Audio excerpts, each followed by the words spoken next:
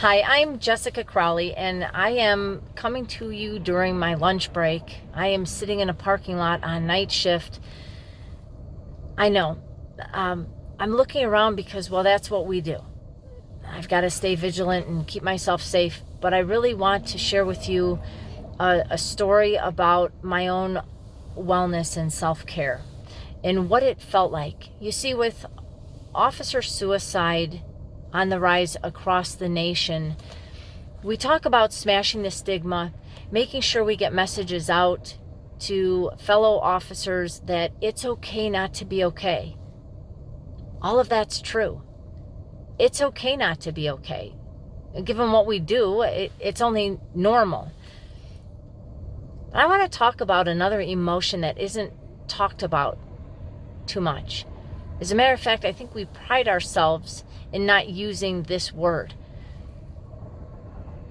I'm going to try to keep this as brief as I can, but yet give you a little background. I experienced a call on shift, and eventually over the course of a year, it began to affect me at home and with my family. I knew that. I was well aware of it. When you have a minor panic attack in the hallway because you smell a campfire, that becomes an issue. And so I reached out to a friend of mine up in Wisconsin, and he set aside 2 hours. I drove up there.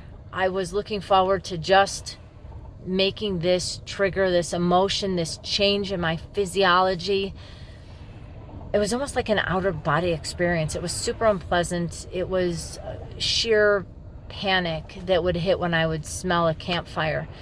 You see, when you see a man burn himself to death, you can't unsee it, and you certainly can't unsmell it. So the correlation between the two, you can figure that out. But that was the background I needed to give you. Anyway, I walked in Jeff's office, and I was super pissed off. I was really angry. I sat down, and I told him, I am so angry being here. I shouldn't be sitting here. I should be where you are. I'm the one who goes and helps people. I don't get help. And now I'm sitting in a seat where your clients sit, and now I'm your client. It's kind of bullshit. As a matter of fact, I'm so angry right now. It's almost as if I could punch you in the face. I totally told him that. I mean, I'm serious. I said, I feel as if I want to punch you in the face. I wasn't going to do it.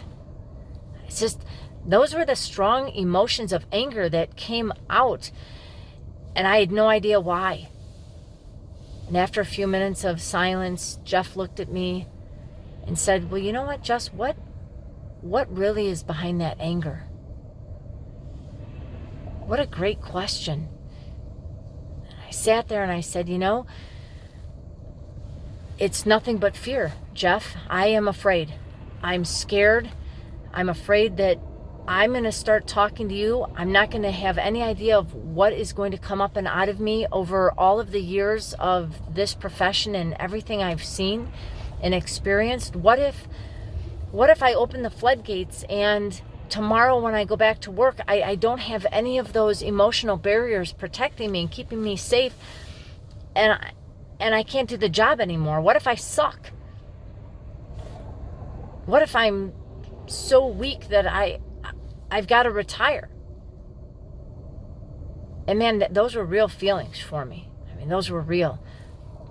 I had begun day one in the academy building up these walls to keep me safe, to make sure that I could see anything and not be affected, to be able to go home and be a wife and be a mom and not have any of the stuff that I saw on shift affect my personal life. And here I was just about to open the floodgates, and it scared the crap out of me.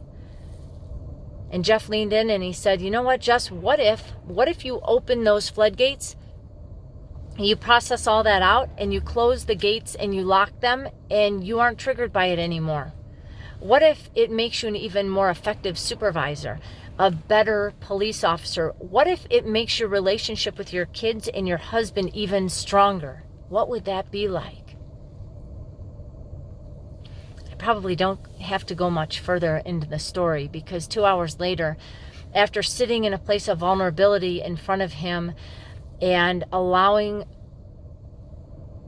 everything that was behind, that crept in and seeped in through the walls, everything that got behind my uniform and was affecting me and triggering me, I got it all up and out. I was able to knock down those walls that I built that had kept me so safe for all those years. And I get to build new ones. Because you see, I'm not the same cop I was when I was hired. I have better resources. I have better decision making. And so I'm totally capable of building new walls around me to keep myself safe.